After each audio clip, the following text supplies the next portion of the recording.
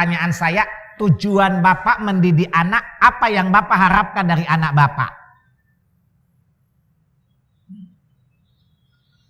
Tipologi anak seperti apa? Karakter anak seperti apa yang Bapak harapkan? Cepat, bapak-bapak muda dulu deh. Bapak-bapak tua udah terlanjur anaknya gede-gede. Ini bapak-bapak muda cepat jawab. Kalau nggak jawab saya sudahi aja pengajiannya. Ini bapak-bapak muda mesti diancam dulu nih. Pak, kok diam aja sih Pak? Bapak, tujuan mendidik anak agar anak jadi dokter ya? Jadi jenderal? Jadi astronot, jadi teknokrat, jadi saintis. Terus lo didik anak lo tujuannya apa? Nah, mendidik anak itu tujuannya cuma dua sederhana aja. Salih dan cerdas. Salih dan cerdas. Salih dan cerdas. Kenapa salih Pak? Kenapa cerdas? Lihat surat 21. Surat Al-Mu'minun, surat Al-Anbiya ayat 105. Bapak-bapak itu kan paling takut kalau anaknya miskin, nanti kalau saya mati anak makan apa ya?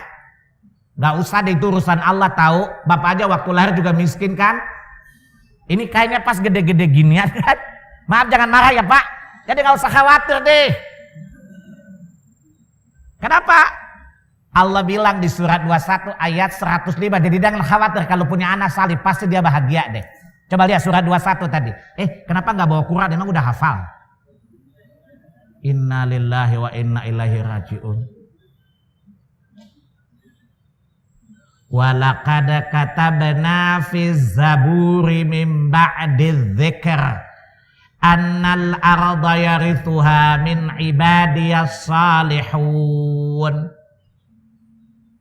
Sungguh telah aku tuliskan di kitab-kitab para nabi, sesudah aku tuliskan di Lauhil Mahfud, bahwa yang akan mewarisi bumiku adalah hamba-hambaku yang salih. Jelas?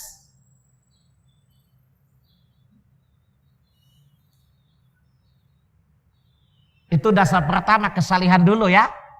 Jangan khawatir Pak. Kalau udah salih pasti Allah mudahkan hidupnya. Wong Allah jamin kok itu ayatnya. Yang kedua harus cerdas. Yang kedua apa? Cerdas.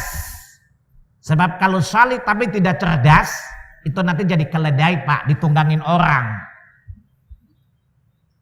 Sebaliknya, dia cerdas tapi tidak salih, itu setan. Setan cerdas nggak?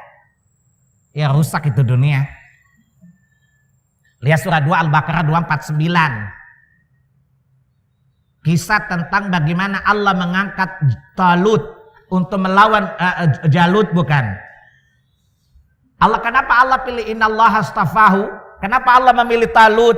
Karena dia memiliki ilmu dan kemampuan fisik yang mumpuni, kecerdasan, intelektual. Faham? Dan dua sifat ini ada pada seorang manajer terbaik dunia namanya Yusuf alaihissalam. Yusuf itu manajer dunia terbaik bukan? CEO terbaik bukan? Betul? Ketika negara sedang krisis dicari CEO hebat bukan? Dan Yusuf adalah CEO yang hebat loh. Tahu CEO enggak? Lihat surat 12. Surat Yusuf ayat 55 kan? Apa kata Yusuf kepada penguasa ketika di fit and proper test? Ayat 54 kan diskusi antara Yusuf dengan penguasa kan? Itu proses fit and proper test bukan? Qala ja'alni khazainul ard inni hafizun alimun. Apa kata Yusuf? Kalau engkau berkenan, jadikan aku jadi bendahara negeri ini. Karena aku punya dua sifat yang Allah bekalkan untukku sebagai modal dasar seorang pemimpin. Pertama, hafidhun, amanah, menjaga. Amanah datang dari kesalihan bukan? Yang kedua, alimun, cerdas, intelektualitinya bagus.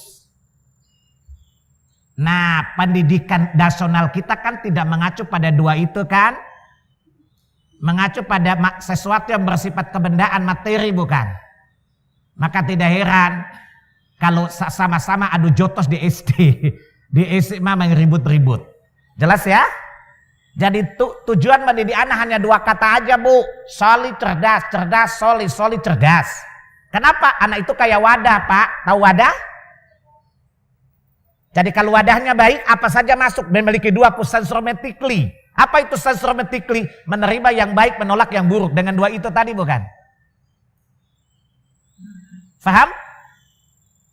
Jadi kalau bapak ibu sudah membekali dua anak dengan dua alat tadi, paham?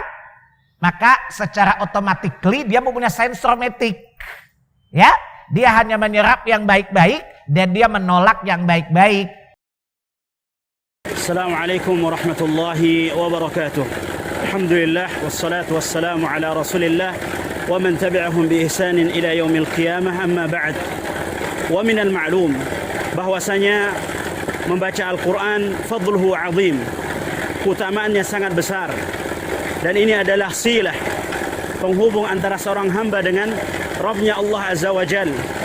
Oleh karenanya Allah Subhanahu wa ta'ala berfirman di dalam surat Fatir, innal ladzina yatluna kitab Allah, sesungguhnya orang-orang yang membaca kitabullah Al-Quran, wa aqamus salah, dan mendirikan salat, wa anfaqu mimma razaqnahum sirran wa alaniyah, dan mereka menginfakkan sebagian daripada apa yang kami karuniakan kepada mereka, baik secara terang-terangan maupun tersembunyi.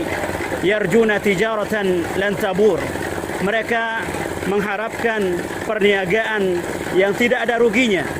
Liwaffiyahum ujurahum wa yaziduhum min fadlih wallahu ghafurun syakur.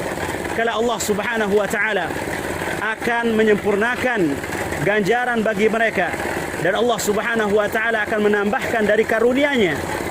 Tidak semua kita diberikan oleh Allah Subhanahu wa ta'ala kemudahan, karunia untuk membaca Al-Quran. Ada orang-orang yang tidak bisa membaca Al-Quran, namun Allah Subhanahu wa ta'ala masih memberikan mereka kesempatan untuk menggapai pahala seperti orang-orang yang membaca Al-Quran, seperti orang-orang yang menghafal Al-Quran. Ingatlah sabda Rasulullah sallallahu alaihi wasallam, man da'a ila huda kana lahu minal ajri mithlu ujuri man tabi'ahu ila yaumil qiyamah. Barang siapa yang memberi petunjuk kepada kebaikan, maka baginya pahala seperti orang-orang yang melakukannya sampai hari kiamat, duna yanqusa min ujurihim syai'a, tanpa mengurangi sedikit pun pahala orang-orang yang melakukannya.